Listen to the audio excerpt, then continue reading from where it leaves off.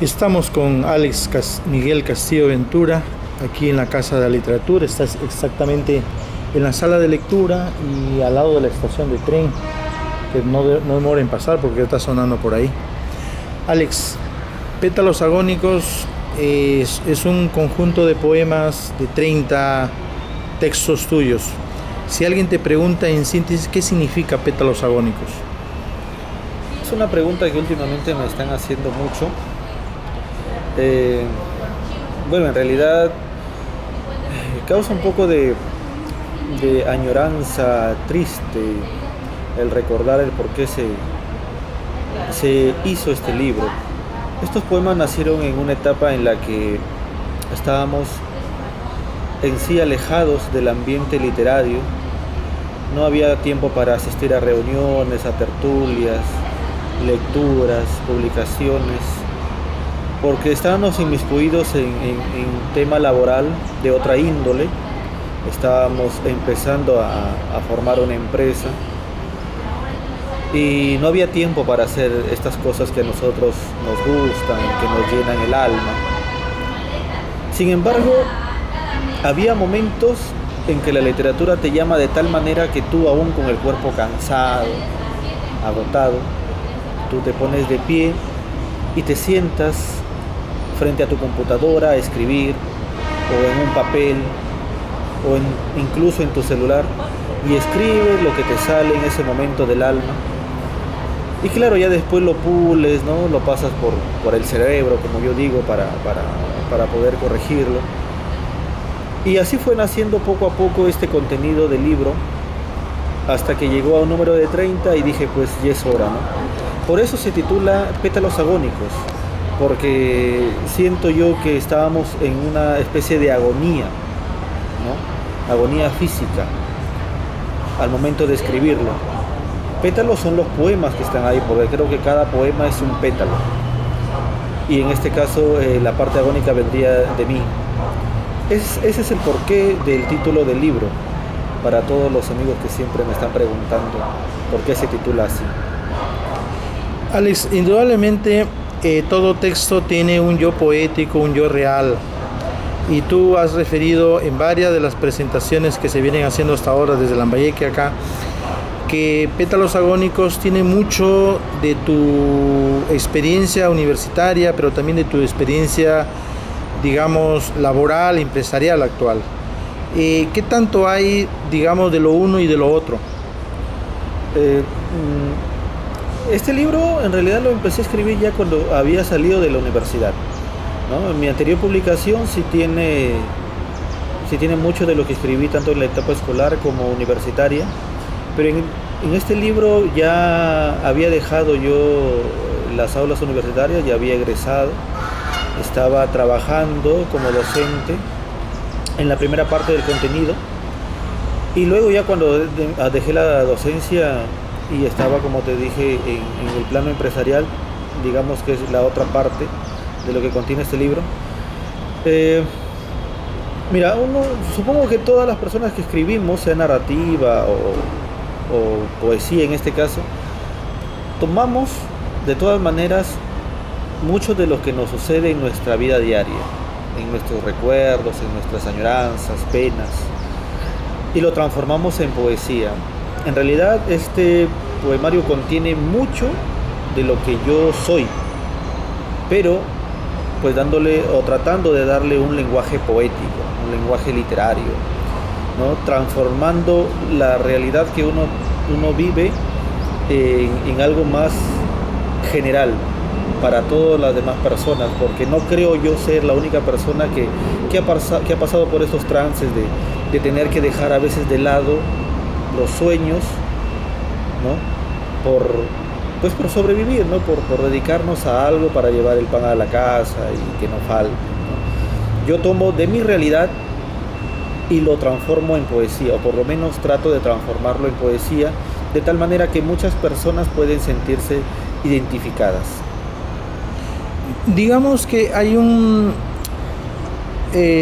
una opinión a veces muy generalizada en decir que para escribir poesía no se necesita estudiar literatura. Pero si retrucamos eso, diría, para escribir poesía se necesita leer mucho, aunque uno no haya ido a la universidad. ¿Qué tanto te ayudó a ti estudiar lengua y literatura en la Universidad Perú y Gallo para escribir tus poemas? Porque tú ya empezabas a escribir desde tu etapa colegial. ¿Qué tanto te ayudó a ti estudiar lengua y literatura?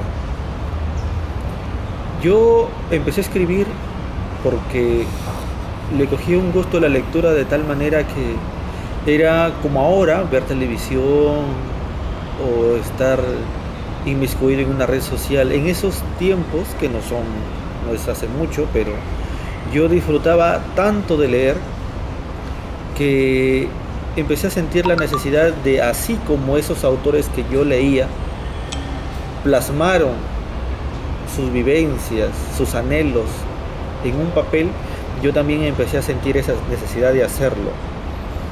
Fue por eso, por el amor a la lectura, que yo empecé a escribir.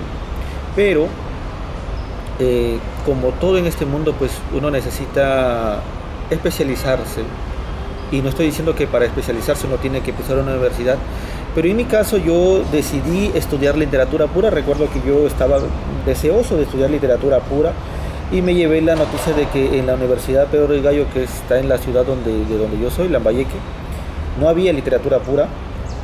Me hablaron de que había acá en Lima y no sé si en Trujillo, pero allá no. Y en esos tiempos, pues, para planificar un viaje de estudio no estábamos en esas condiciones. Es por eso que yo me decidí a estudiar lengua y literatura, que es en sí prepararse para ser docente de lengua y literatura. Pero te ayuda bastante en el sentido de que tú tienes una biblioteca especializada, puedes contar con algunos docentes que también de cierta manera se dedican a escribir, incluso con otros compañeros que también están encaminados a ser escritores, ¿no? Cuentistas, novelistas o poetas. Entonces eso sí te ayuda bastante, ¿no? Pero no creo que eso sea determinante. Digamos, no es determinante para que tú digas, ya yo estudio lengua y literatura, ya soy un buen poeta. No es así.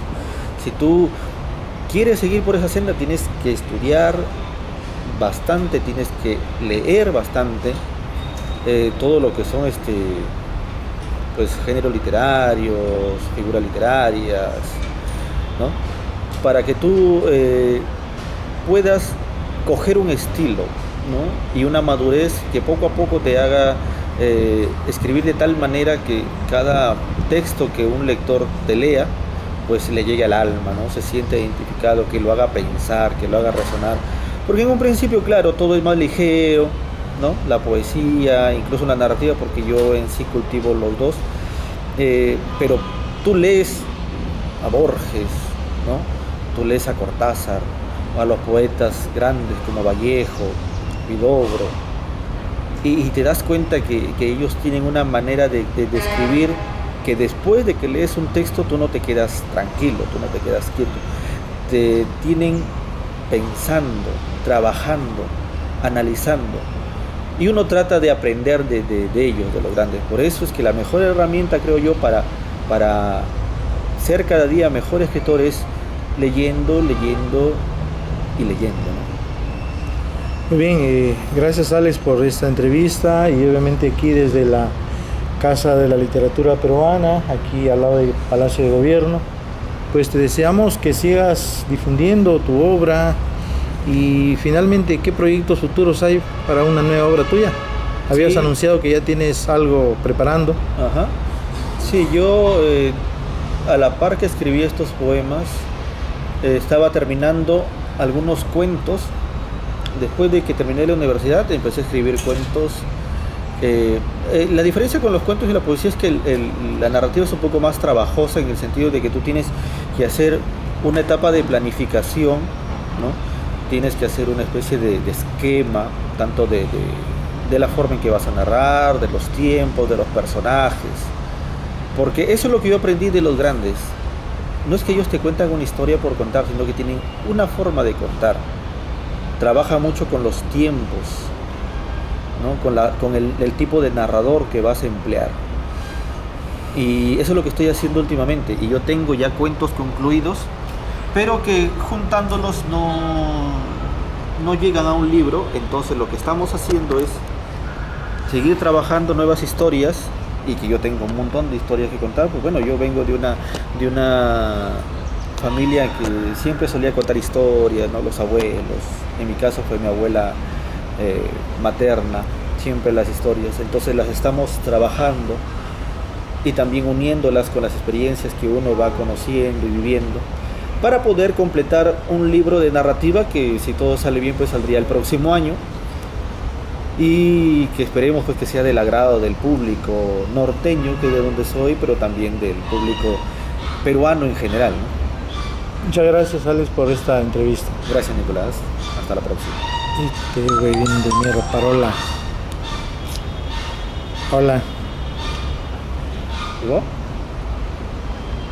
Adentro, al fondo, en la sala de lectores, vente.